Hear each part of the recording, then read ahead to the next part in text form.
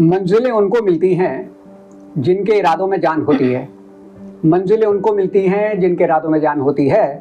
पंखों से कुछ नहीं होता, हौसलों से उड़ान होती है। ये है ग्वालियर क्रिएशन का यूट्यूब चैनल और फेसबुक पेज। शो का नाम खास लोग खास मुलाकात और मेरा नाम प्रताप। आज की मेहमान का नाम मधु जोशी, जिनका कहना है मंजिल मिल ही जाएगी चलते चलते, गुमराह तो वो हैं जो घर से निकले ही नहीं। दोस्तों, आज की मेहमान शायरा हैं, कवित्री हैं, समाज सेविका हैं, लेखिका हैं, सोशल वर्कर हैं और जॉब भी करती हैं और अभी हाल में ही इन्होंने ब्लड डोनेशन भी किया है। तो इतनी सारी खूबियों वाली मेहमान से चलिए बातचीत का सिलसिला शुरू करते हैं।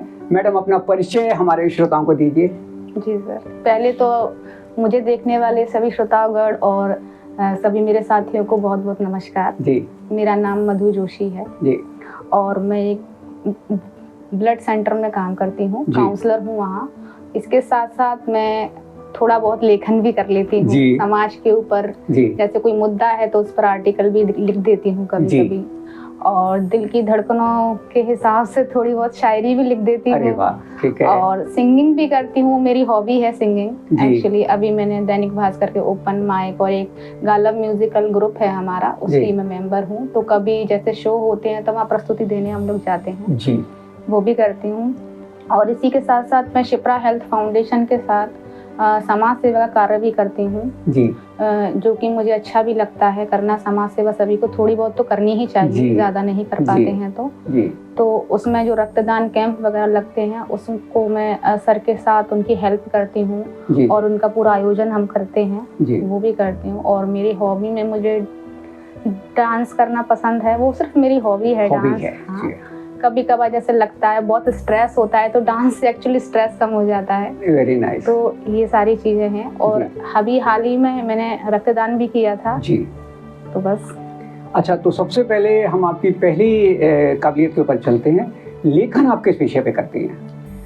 सर, वैसे तो मैं लगभग सभी विषयों पे लेखन कर लेती हूँ, क्योंकि मैं कोई शायरा नहीं हूँ, मैंने कहीं से सीखा नहीं है, कोई तालीम नहीं रही है मेरी। सिर्फ मेरे दिल और दिमाग में कुछ विचार आते हैं जिनको मैं पन्ने पर उकेर देती हूँ। समाज से जुड़े हुए हैं, कुछ पर्यावरण से भी हैं। Very nice. कुछ जैसे समाज के जो बड़े मुद्दे हैं, बेटियों के ऊपर, शिक्षा के ऊपर और मोटिवेशन के ऊपर भी लिखती हूँ। जो लोग थोड़े दबे हुए हैं, उनकी मानसिकता ऐसी हम कुछ नहीं कर सकते, तो उनको मोटिवेट करने के लिए भी मैं थोड़ा बहुत कुछ लाइंस लिखती हूँ जिससे लोगों को मोटिवेशन मिले। और दिल की धड़कनों के ऊपर भी मैं ज्यादा लिखती हूँ, मोहब्बत के ऊपर मेरा बहुत ज्यादा कलेक्शन है जी। तो सबसे पहले कविता की तरफ चलते हैं। तो कविता का मेन आपका विषय क्या रहता है? कविता का विषय तो सर मेरा बेटियों के ऊपर भी रहता है। Very nice. और कुछ उन बेटियों के ऊपर भी रहता है जो ये नहीं समझ पाती कि हमें किस समय क्या फैसला लेना है और कई बार ऐसे झांसों में फंस जाती हैं। तो उनके ऊपर भी मैंने कई ऐसी कविताएं लिखी हैं। पर अभी मेरी जो कविता है पर्यावरण के ऊपर जो चल रहा है कि सकोरे दान करो, वृक्षारोपण करो, तो एक्चुअली ये मेरा मानना, ये सिर्फ मेरे विचार हैं, इसको कोई भी अपने ऊपर ना ले कि वृक्षारोपण हम कर रहे हैं तो काट ही क्यों रहे हैं फिर? जी। वृक्षारोपण करने की जरूरत जब पड़ रही है क्योंकि वृक्ष काटे जा रहे हैं, तो उनको बचाएं ना काटने से। सकोरे हम पक्षियों के लिए रख रहे हैं तो तालाबों को सुखा क्यों रहे हैं? सही है। नदी तालाब कुओं को सुखाएं ही नहीं, पानी को बचाएं, तो उन पक्षियों के लिए भी पानी बचेगा जो बेचारे उनके ऊपर डिपेंड हैं। तो ऐसी ही एक कविता मैंने कुछ ही एक दो दिन पहले हमारे उनको सुनाइए दर्शकों को। जी बिल्कुल, बताइए। मैंने एक कविता हाल ही में लिखी है सर। जी। मैं आपको सुनाऊंगी जी, आप सुनिएगा। कुछ थोड़ी बहुत अगर मिस्टेक हो तो आप नहीं, बताइए। करके कच्ची जमीन का सौदा जी, करके कच्ची जमीन का सौदा जी, अब माटी खरीदते फिरते हो। ओके। करके कच्ची जमीन का सौदा अब माटी खरीदते फिरते हो, सुखा कर नदी तालाब कुएं अब सकोरों में पानी भरते फिरते हो। अरे वाह। करके कच्ची जमीन का सौदा अब माटी खरीदते फिरते हो जी, काट दिए सब जंगल सारे, जी। खड़ी कर दी इमारतें। जी। काट दिए सब जंगल सारे, खड़ी कर दी इमारतें, और अब वृक्षारोपण करते फिरते हो। जी। करके कच्ची जमीन का सौदा, जी। अब माटी खरीदते फिरते हो। जी। बेच दिए सब खेत खलियान प्लॉट बनाकर। ओके। बेच दिए सब खेत खलियान प्लॉट बनाकर, और अब महंगे अनाज को रोते फिरते हो। जी। बेच दिए सब खेत खलियान प्लॉट बनाकर, और अब महंगे अनाज को रोते फिरते हो। काट दिए सब वृक्ष सारे, काट दिए सब वृक्ष सारे, और अब बारिश की बूंदों को भी तरसते फिरते हो। जी। और करके कच्ची जमीन का सौदा, जी। अब माटी खरीदते फिरते हो। जी।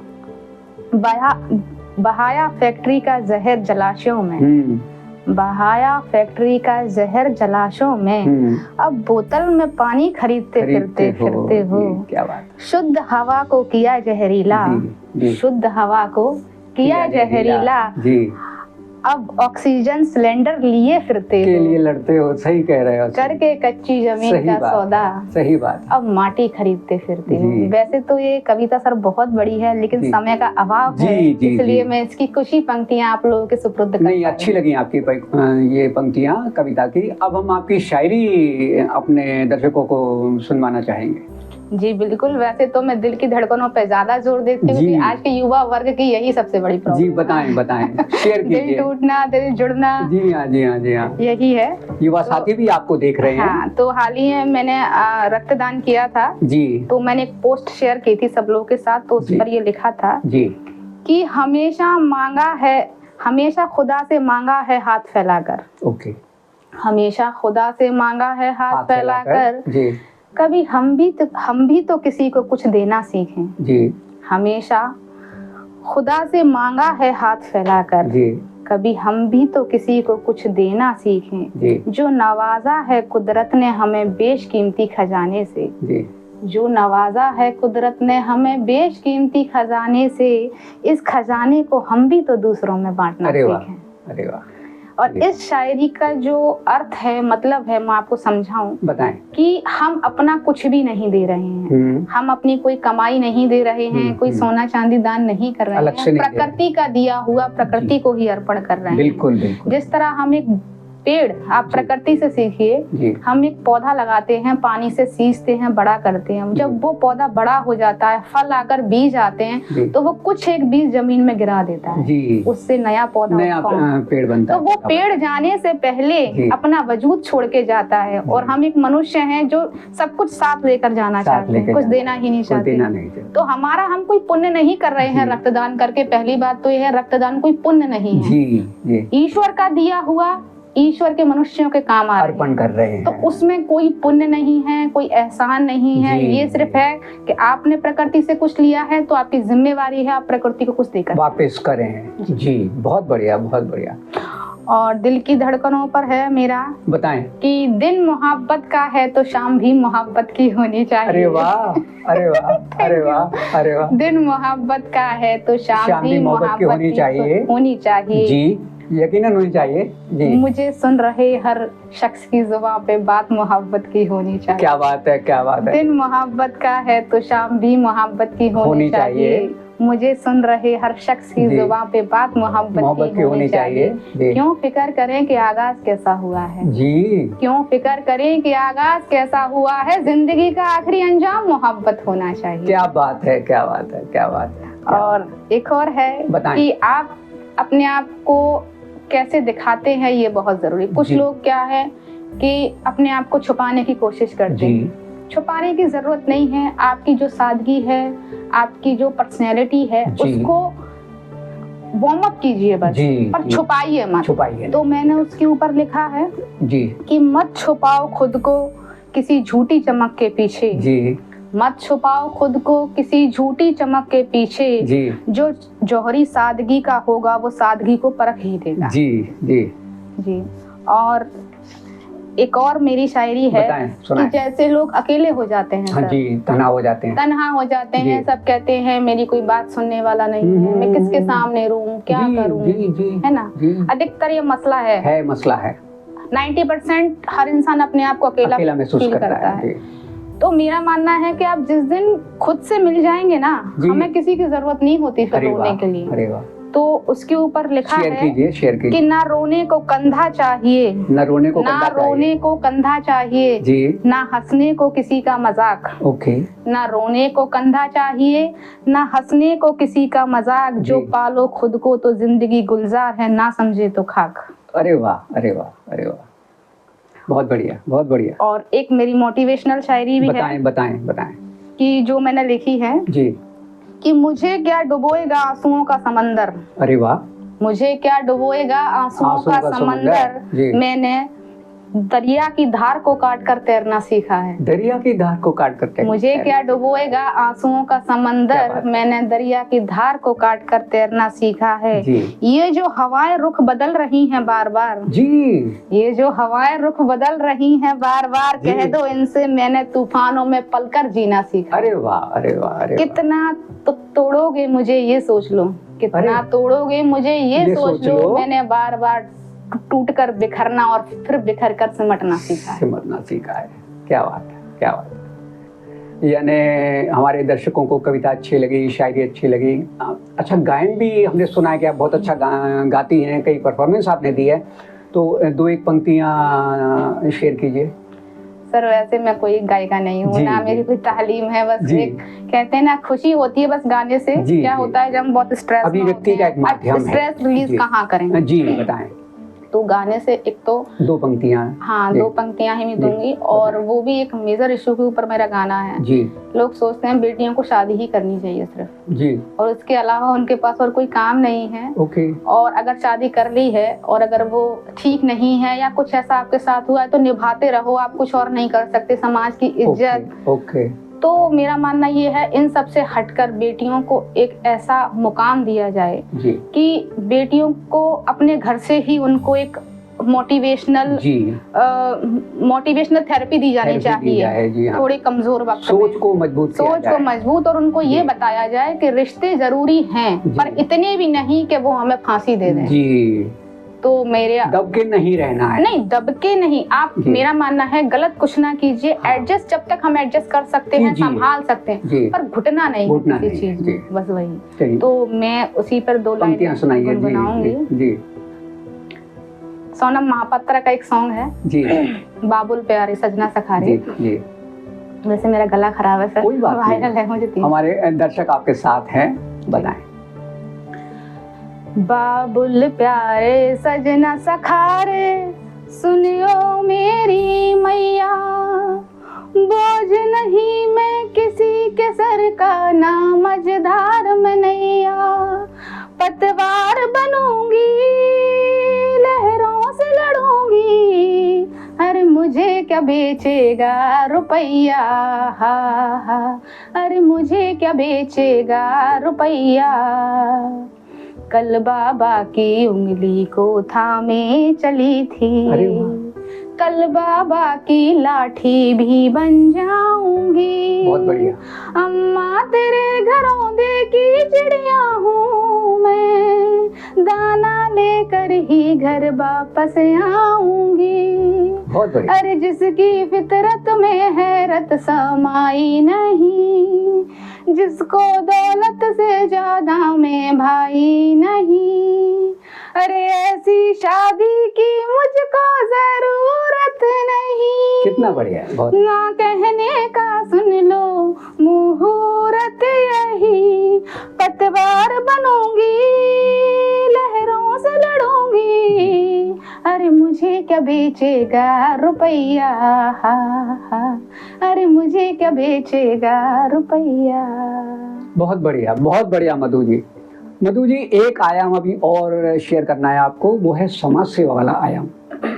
जी सर। तो वो बताइए, समाज में इससे किस तरह से आप जुड़ती हैं सेवा करके?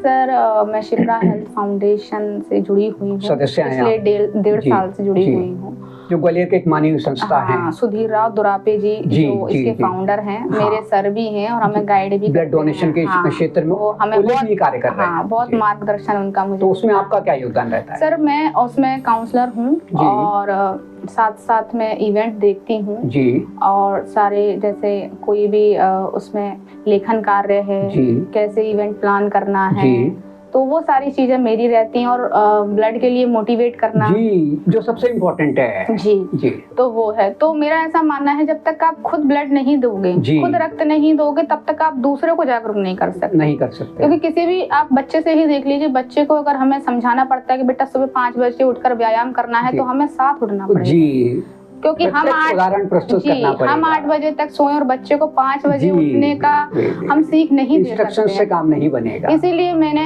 भी क्योंकि ब्लड दिया अभी कुछ दिन पहले दिया है आपने? जी, मैंने 15 तारीख को ब्लड दिया जी, था। जी, और जी, मेरी एक मेडिकल कंडीशन थी कि मेरा हीमोग्लोबिन बहुत कम रहता है बचपन से। जी, इस बार भी मेरा हीमोग्लोबिन 10.5% से कुछ कम था जी, जो 12 के ऊपर होना चाहिए। 12 के ऊपर होना जी, चाहिए। जी, जी, और मेरा ब्लड ए नेगेटिव है। ठीक है। तो ग्वालियर में ऐसी कोई समस्या है कि ए नेगेटिव ब्लड काफी दिन से रेयर चल रहा है, मिल नहीं रहा है। तो एक 62 साल की महिला थी, सर्जरी रुकी हुई थी 7-8 दिन से जी, तो उसके लिए मुझे लगा मुझे ब्लड देना चाहिए। और ये मेरी कमजोरी बनी हुई थी काफी टाइम से कि मैं ब्लड नहीं दे सकती हूँ, लेकिन इस बार मैंने सोचा नहीं, मुझे ब्लड देना है। जब तक मैं ब्लड नहीं दूंगी मैं दूसरों को प्रेरित पूरे विश्वास के साथ। और मुझे कुछ भी नहीं हुआ। 10 हीमोग्लोबिन पे ब्लड देने के बाद मैं आराम से उठी, आराम से आ जाती, सारे काम किए। और मैं शादी में भी 5 दिन रेखा रही हूँ उसके बाद। दर्शक आपको देख रहे हैं, आपकी कविताएं सुन रहे हैं, आपकी शायरी सुन रहे हैं। तो जी, जी, जी, बहुत अच्छी बात। मेरा ये मानना है कि ब्लड सभी को देना चाहिए, क्योंकि ब्लड कोई फैक्ट्री में नहीं बनता है। और एक और भ्रांति है, लोग सोचते हैं कि हम ब्लड को खरीद सकते हैं पैसों से। तो ये सभी लोग बिल्कुल दिमाग से अपने निकाल दें। ब्लड कभी नहीं खरीदा जाता है, ना ही बेचा जाता है। एक्सचेंज होता है, क्योंकि ब्लड बनाया नहीं जाता है। बेची वो चीज जा सकती है जो बनाई जाती है। जो कुदरत की चीजों को हम बेच नहीं सकते, नहीं बेच सकते। अगर आप 1 यूनिट देंगे तो वो 1 यूनिट आगे जाएगी, फिर वो 1 यूनिट आगे जाएगी। तो ऐसे ही चेन सिस्टम होता है। जी, जी, जी, जी। तो मधु जी, ये तो सब थे, आपके शौक थे, आपकी हॉबीज थी, आपका पैशन था। अब प्रोफेशन के विषय में बताइए, जो आपने शुरू में बताया था, आप कहीं जॉब करते हैं। मैं ब्लड बैंक में हूँ, इमरजेंसी ब्लड सेंटर। अरे वाह। तो वहाँ मैं काउंसलर हूँ जी। हेपेटाइटिस जो पेशेंट निकलते हैं उनको डील करती हूँ। जी, जी, जी। तो अब मधु जी, हमारे दर्शक ये जानना चाहते हैं कि प्रोफेशन और पैशन में आप बैलेंस कैसे करते हैं? यानी हर चीज आपकी मतलब उल्लेखनीय है, बहुत बढ़िया है। सर हो जाता है। कैसे कैसे? सर ऐसे हो जाता है कि जब ऑफिस से आते हैं, कुछ टाइम मिलता है तो सिंगिंग की प्रैक्टिस कर लेते हैं सुबह के टाइम। कभी कभी मैं ऑफिस में भी कर लेती हूँ, लंच करने के बाद जब 15-20 फुर्सत के क्षण होते हैं, 15-20 मिनट का टाइम मिलता है जी, तो मैं प्रैक्टिस कर लेती हूँ। जी, जी, जी। अच्छा मधु जी, अब हमारे दर्शक ये जानना चाहते हैं कि ये जो समाज सेवा की आपकी गतिविधियां हैं और भी जो आपकी गतिविधियां, उसमें आपकी उपलब्धियां क्या रही? सर वैसे तो अभी मुझे शिप्रा हेल्थ फाउंडेशन की तरफ से महिला सम्मान समारोह दिया गया है। समाचार पत्रों में पढ़ा था हमने। जी, काफी। और अभी आप ही के मॉडल स्कूल में भी आपको स्टाफ ने सम्मानित किया था। जी, जी, जी। और अभी मुझे मेला ग्राउंड में खादी ग्राम उद्योग की तरफ से सिंगिंग के लिए भी सम्मानित किया गया था। जी। और अभी एक ओपन माइक हुआ था दैनिक भास्कर, उसमें मैंने सिंगिंग प्रेजेंटेशन दी थी, तो उसमें भी मुझे ट्रॉफी मिली थी पार्टिसिपेट करने के लिए। तो अभी तो यही है, और आगे भी मेरा प्रयास जारी है कि मैं समाज के लिए कुछ कर पाऊँ, अपने लिए कुछ कर पाऊँ, और अपने जैसी लड़कियों के लिए एक मिसाल कायम कर प्रेरणा दे सकें आप। प्रोफेशन भी जरूरी है और पैशन भी जरूरी है। बिल्कुल। अच्छा मधु जी, अब ये बताएं कि इतनी सारी उपलब्धियां, इतना सारा शौक, इसकी प्रेरणा आपको कहाँ से मिली?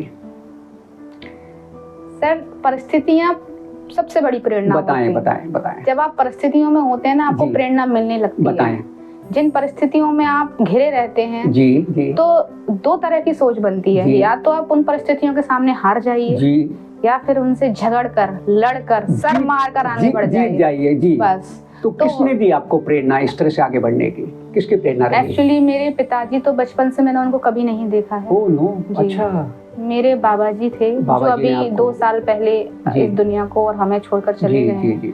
तो उन्होंने आपकी परवरिश वो बचपन से ही मेरा एक रोल मॉडल रहे हैं। मेरी जितनी शिक्षा रही है, उन्होंने मुझे पोस्ट ग्रेजुएट करवाया साइकोलॉजी में। अरे वाह जी। फैशन टेक्नोलॉजी में भी मैंने डिप्लोमा किया है। जी। और इंटर्नशिप भी की है साइकोलॉजी की तरफ से कई जगह। तो ये सारी चीजें मेरे बाबा का बहुत बड़ा हाथ रहा है। और मेरी माँ जिसने मुझे कहते हैं ना इतने सालों से पाल पोस कर बड़ा किया और यहाँ तक लेकर आई। जी, माँ से ममता मिली आपको। जी। और मेरी पूरी फैमिली भी काफी अच्छी है, मुझे सपोर्ट करती है। मेरी एक छोटी बहन है जिसका नाम मैं लेना चाहूंगी, गरिमा जोशी। गरिमा क्या करती हैं? वो जियो में है, जियो रिलायंस में है उनकी जॉब। ठीक है। मुंबई में रहती हैं वो। उसने मुझे हर परिस्थिति में हमेशा सपोर्ट किया है। जी जी जी। चलिए, बहुत अच्छी बात है मधु जी, आपके इतने सारे योग्यताओं के बारे में हमारे दर्शकों ने जाना, पसंद किया। तो साथियों, मुझे उम्मीद है कि आपको ये बातचीत पसंद आई होगी। और मधु जी, आपको ग्वालियर क्रिएशन टीम की तरफ से धन्यवाद, हमारे सभी दर्शक जो आपको देख रहे हैं उनकी तरफ से धन्यवाद। और भविष्य में भी आप नई उपलब्धियां तय करें, कामयाबी का सफर तय करें और यूं ही आके हमारे दर्शकों से मिलते रहें। बस आज इतना ही। आप प्रताप को अनुमति दीजिए। नमस्कार।